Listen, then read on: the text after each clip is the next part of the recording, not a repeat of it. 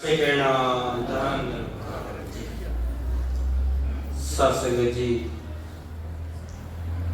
गुरुमत के नुस्खे हमें संतों महात्माओं से सीखने के लिए मिलते हैं।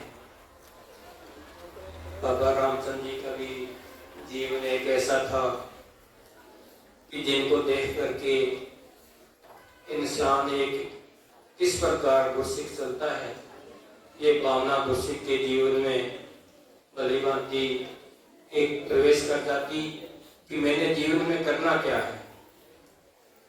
सत्संग जी महात्मा इस बात का ध्यान रखते थे कि जब भी हम किसी गुरसिख की मान बढ़ाई करते हैं तो सत्संग अपने आप को ये समझने लगता है कि मैं तो कुछ बन गया हूँ।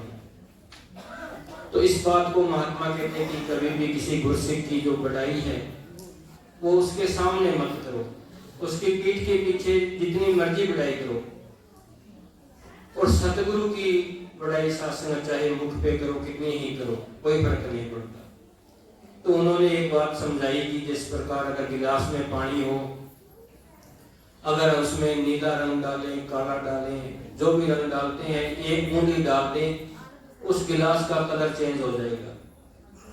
गुरसिख का ऐसा ही जीवन होता है कि अगर हम थोड़ी सी बढ़ाई करते हैं तो वो अभिमान में आ जाता है कि मैं तो बहुत बड़ा गुरसिख बन गया हूँ। और ये अभिमान और ये ज्ञान कभी एक जगह नहीं रहते। और सतगुरु सागर के समान होता है, इसमें जितना मर्जी हम रंग डाल दें, सागर का जो रंग है वो नहीं बदलता।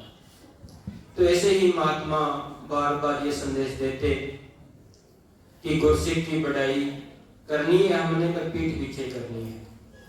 और सत्संग सतगुरु के प्रति उनका एक ऐसा समर्पित भाव। सत्संग जब बाबा गुरबचन सिंह जी को गुरगद्दी मिली तो उन्होंने पहले ही अपना टूर पंजाब का बनाया। लुधियाना में उनका प्रोग्राम हुआ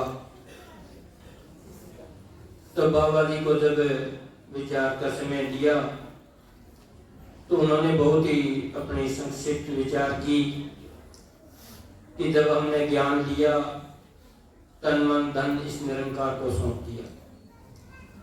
अब गुरसिख के पास सत्संग अरदास के सिवाय और कोई अधिकार नहीं है कि सतगुरु के चरणों में इस निरंकार के आगे अरदास ही करे।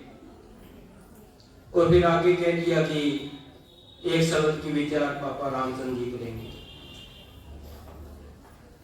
और सत्संग जब उनको समय मिला तो उन्होंने एक ही बात कही कि सतगुरु जो चाहे वो कर सकता है, ये अपने तुझ सेवक से बतलाए या आप बोले, इससे कोई फर्क पड़ने वाला नहीं। सतगुरु जो चाहे वो कर सकता है। सतगुरु मेरा बेमोहताज, ये किसी का मोहताज नहीं है। सतगुरु मेरा सच्चा साथ, सतगुरु मेरा समय का दाता, सतगुरु मेरा पुरख विदाता। गुर जैसा नाही कोई देव, जिस मस्तक लागे सत्संग सो लागे सेव। जिस मस्तक के भाग होते हैं वही सतगुरु की सेवा में लगता है। और साथ साथ में ये भी अरदास की कि सतगुरु मेरा सत्संगत जो अब बुजुर्ग अवस्था है, मेरा कोई इम्तिहान मत लेना। और फिर आगे महात्मा ने कहा कि सतगुरु तो एक शेर की तरह होता है।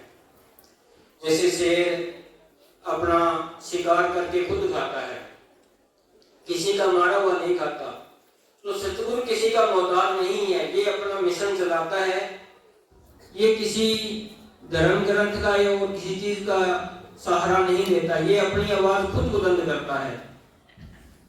आज इनकी सत्संग मिसाल इसलिए कहता है कि लोग धार्मिक पुस्तकें पढ़ते हैं और फिर जो ज्ञान लेने के बाद इनके साथ मिलाते हैं कि जो मुझे ज्ञान मिला है ये कैसा है। तो सत्संग इसलिए वो मिसालें अन्य धर्म ग्रंथों में से देते हैं, वरना सतगुरु अपना काम बखूबी समय का जो भी जैसा भी सतगुरु हमें चलाता है वैसे ही हमने चलते जाना है। और एक सत्संगत महात्मा एक ऐसा जीवन कि जिसको सतगुरु खुद याद करता है। कहते हैं कि एक बार बाबा शहंशाह अवतार सिंह जी मुंबई और दक्षिण भारत की टूर प्रोग्राम पे जाना था, तो उन्होंने शाम को ही जब खाना खा के सैर कर रहे थे तो महात्मा से कह दिया कि बाबा रामचंद्र जी से मिलने की इच्छा है और कल तो हम उधर बॉम्बे की तरफ टूर पे चले जाएंगे। तो उसी समय ही शासक बाबा गोवर्धन सिंह जी गाड़ी लेके गए और महात्मा को सुबह ले आकर के जाने से पहले ही सतगुरु के चरणों में शासक को हाजिरी अपनी लगवाई।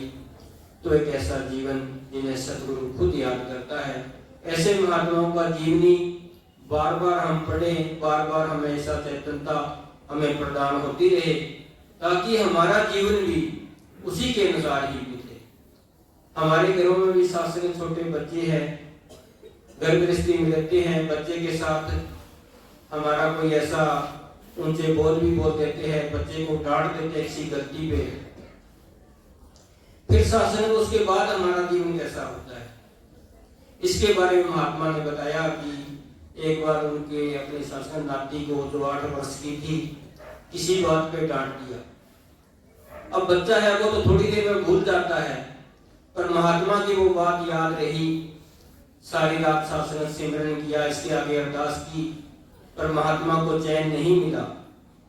सुबह जब वो बच्ची उठी, उसका इंतजार कर रहे थे, चरणों में शीश रख करके माफी मांगी। शासन हमारा क्या घर परिवार में ऐसा वो समझ बन रहा है, ऐसी हमारी इच्छा हो रही है, अगर हो रही है तो फिर हम गुरसिद्धि की ओर चल रहे हैं। तो ऐसी कृपा मेहर दया करो कि हमेशा ही ये गुरमत का रंग हर एक को चढ़ा रहे। प्यार से कहना।